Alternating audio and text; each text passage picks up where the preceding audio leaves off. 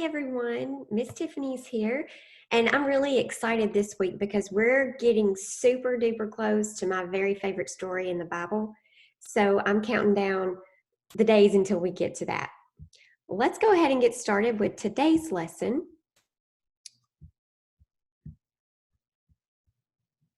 Great. So I have a question for you. What are some fun things that you like to do with your siblings? I know when I was little, my brother and sister, we would love to go outside and play together. And we would play imaginary things. Like sometimes we would be Power Rangers. That was real big when I was little. Or sometimes we would go outside and we would gather up grass and we would pretend like we were making grass soup. And we would spend hours doing that every day. I know Charlie, Kate, and Corbin will go outside and ride their bikes together and jump on a trampoline. They have all kinds of fun things to do together. But sometimes they don't always get along with each other. Do you ever argue with your siblings? I can remember as a kid being in the back seat with my brother and sister, and we would just be arguing with each other about the silliest things, like he touched me, he looked at me, and it was so silly. But today, we're going to learn about some people in the Bible who started arguing with each other even before they were born. So we're going to talk about Jacob and Esau, and this is coming from Genesis 25. So last week we learned about Abraham and Isaac.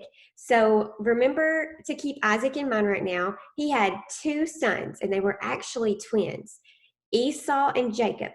Now, before they were even born, they were arguing with each other. Inside their mama's belly, they were arguing with each other.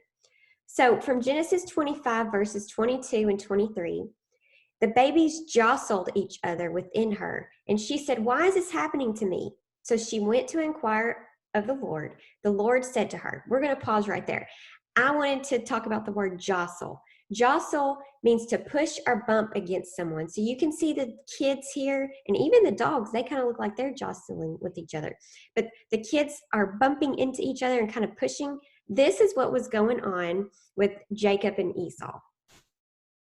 So when she went to the Lord and asked, "Why is this happening to me?" God said to her, "Two nations are in your womb, and two peoples from within you will be separated. One people will be stronger than the other, and the older will serve the younger." So this right here is very important because God is telling her some information about what is going to be happening. So when Jacob and Esau were born, actually Esau was born first, but Jacob was right behind him holding on to his foot. And this picture right here is just a funny little picture. And you could see that Esau is the first baby there. He's really hairy, and then Jacob doesn't look very hairy. In the Bible, it says that Esau was born with red hair, and it was kind of unusual that he had so much hair, but Jacob was born smooth. So the two brothers were very different. Esau liked to be outside and he liked to hunt wild animals. So he was kind of an outdoorsy guy. But Jacob, oh, and I forgot to tell you this, Esau was also Isaac's favorite. So they really enjoyed each other. And then we have Jacob, who was an inside guy. He liked to be quiet. He liked to cook a little bit, and you'll see that in just a minute. And he was actually his mom's favorite. So since Esau was the first child born, he actually had the birthright of the family. So that meant that he was in charge of the family. He kept up with the money. He was in charge of the land. And when he got older, he was going to get a blessing from God given to him from Isaac. And that actually meant that Jacob, the younger brother, was probably going to have to work for him. But remember, Esau was always outside hunting. That was his favorite thing to do. And Jacob was inside. So one day Esau was outside hunting and he hunted all day long and he was very hungry. The Bible says he was famished. So I'm going to start on verse 30 here. Esau said to Jacob, "Quick, let me have some of that red stew. I'm famished."